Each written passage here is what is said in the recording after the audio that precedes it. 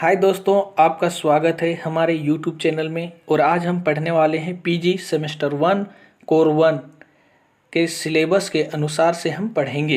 एक एक करके सभी प्रश्नों का उत्तर हम आसानी से समझने की कोशिश करेंगे। और आज हम पढ़ने वाले हैं सामान्यीकरण क्या है, इसको हम आसान भाषा में समझने की कोशिश करेंगे। सबसे पहला पॉइंट पढ़ने वाले हैं पृष्ठभूमि। व्यवस्थित आंकड़ों का स्पष्ट तो संगठित करके उन्हें क्रमवार तरीके से प्रस्तुत करना या तथ्यों के बीच संबंध या संपर्क स्थापित करने को सामान्यीकरण कहते हैं। सामान्यीकरण वह प्रक्रिया है जिसके द्वारा इतिहासकार तथ्यों को समझते हैं और सहज माध्यम से अपनी समझ को दूसरों तक पहुंचाते हैं। अतः इतिहास को जटिल गठरियों को सुलझाने के लिए सामान्यीकरण एक कामयाब अस्त्र है।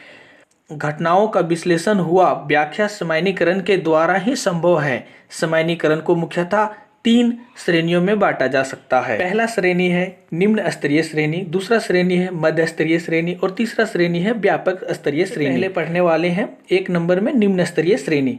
जब किसी तथ्य घटना को विशेष कालखंड में वर्गीकृत कर दिया जाता है तो उसे निम्न स्तरीय सामान्यीकरण कहते हैं।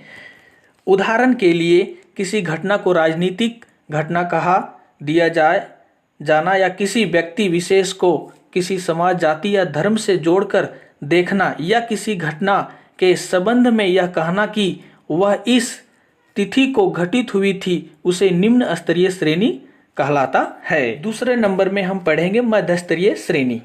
जब कोई इतिहासकार किसी विशेष व्यक्तित्व या किसी घटना का अध्ययन सक्षमता से करता है तथा उसे कल के आगे पीछे के कुड़ियों को जोड़ने का प्रयास करता है तो उसे मध्य स्तरीय सामान्यीकरण कहते हैं। अब हम तीसरा पॉइंट पढ़ेंगे व्यापक स्तरीय। जब इतिहासकार पूरे युग में समाज के आर्थिक, राजनीतिक, सामाजिक और सांस्कृतिक एवं सूत्रों का अध्ययन करते हैं या किसी के समीप विषय के पश्चात भी उसका व्यापी, राष्ट्रव्यापी और विश्वव्यापी स्तर पर अध्ययन करते हैं तो उसे व्यापक स्तरीय सामान्यीकरण कहते हैं। उदाहरण के लिए कार्ल मार्क्स ने साम्यवादी विचारधारा का वर्णन अपनी पुस्तक दास कैपिटल में किया।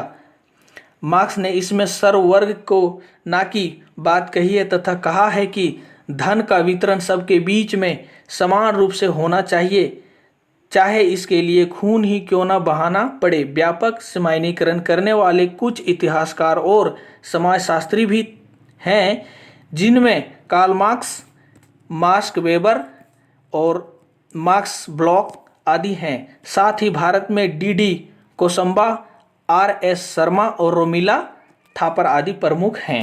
हम अगला पॉइंट समझेंगे सामान्यीकरण की अनिवार्यता।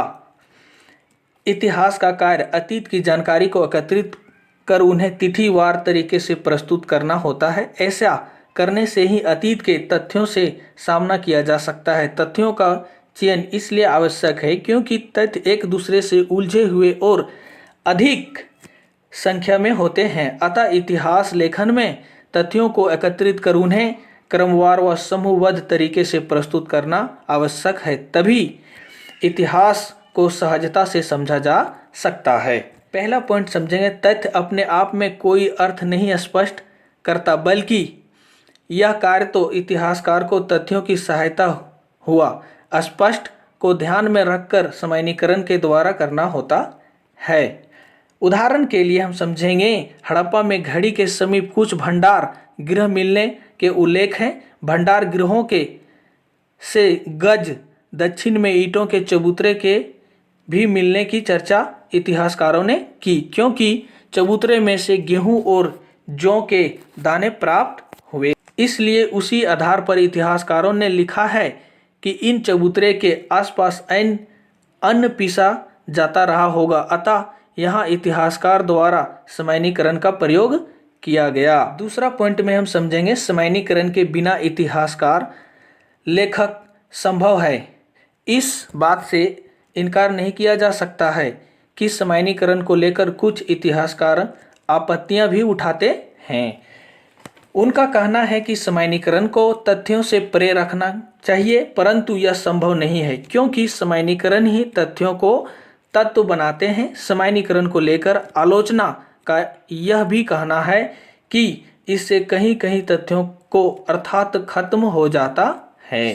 तीसरा पॉइंट पढ़ेंगे, समयानीकरण को ही आधार बनाकर इतिहासकार फलता फूलता है। अपनी किताब द न्यू कैम्ब्रिज हिस्ट्री में एल्टन ने लिखा है कि समयानीकरण ही है जो कि इतिहासकार हमें केवल ऐतिहासिक तथ्यों को एकत्र करने वाले लोगों से अलग करता है, लेकिन साथ ही यह कहना भी जरूरी है कि समयानीकरण हमें वह आज़ादी नहीं देता है कि हम एक बड़ा खींचकर सारे ऐतिहासिक घटनाओं को सिर्फ उसी को ही कसौटी का कास्ट चले जाए। चौथा पॉइंट में हम समझेंगे, समयानीकरण इतिहासकारों को नए तथ्यों और स्रोतों को खोजने के लिए प्रेरित करते हैं। अक्सर नए तथ्यों और स्रोतों को नए समयानीकरण की मदद से ही समझा जा सकता है। पांचवा पॉइंट में हम समझेंगे कि समयानीकरण इतिहासकारों को पुराने और जाने पहचाने तथ्यों के बीच नए संबंध कायम करने में भी मदद देते हैं। जब हम कहते हैं कि इतिहासकार ने पुराने तथ्यों पर नया प्रकाश डाला है, तो हमारा तात्पर्य यही होता है कि इतिहासकार ने सुपरिचित तथ्यों को समझने के लिए नए सामाजिक कारण किए हैं। अगला पॉइंट हम समझेंगे, समयानीकरण की स्रोत। किन किन स्रोत है, इन स्रोतों को बारे में एक एक करके समझेंगे। पहला हम समझते हैं, किसी भी विषय पर उपलब्ध पिछला लेखन एक प्रमुख स्रोत है जिसमें अक्सर विभिन्न समयानीकरण होते हैं। दूसरा हम समझते हैं, इतिहास, समाज, संस्कृति और राजनीति से संबंधित मार्क्स, व्यवहार एवं ब्रा के सिद्धांत समयानीकरण के अन्य प्रमुख स्रोत हैं। तीसरा पॉइंट समझेंगे, इतिहासकार वर्तमान में अध्ययन से भी समयानीकरण प्राप्त करते हैं। उदाहरण के लिए दलित और अन्य जाति विरोधों समूह तथा आदिवासियों के आंदोलन, इसी तरह जान संतोष और विपक्षी आंदोलन में से हमें भारतीय आंदोलन से जुड़े हुए कई समयानीकरण मिल जाते हैं। अब हम समझने वाले हैं चौथा पॉइंट, समयानीकरण एक ऐसा संबंध है जो किसी के दिमाग में किसी भी समय बन सकता है, विशेषकर जब उसका दिमाग विषय से पूरी तरह भरा हुआ हो। कई संभावित संबंध और समयानीकरण हमारे दिमाग में तब आते हैं जब हम पढ़ रहे होते हैं, तथ्यों को दर्ज कर रहे होते हैं या विषय के बारे में सोच रहे होते हैं। अब हम समझने वाले हैं समयानीकरण की श्रेणियाँ कौन कौन सी है। पहला श्रेणी है निम्न स्तरीय श्रेणी, दूसरा श्रेणी है मध्य स्तरीय श्रेणी और तीसरा श्रेणी है व्यापक स्तरीय श्रेणी। आज हमने समझा है कि समयानीकरण क्या है और इसे आसान शब्दों में समझाने की कोशिश किया हूँ। अगर आपको अच्छा लगता है वीडियो तो लाइक एंड सब्सक्राइब करें और मिलते हैं नेक्स्ट वीडियो में। Thank you.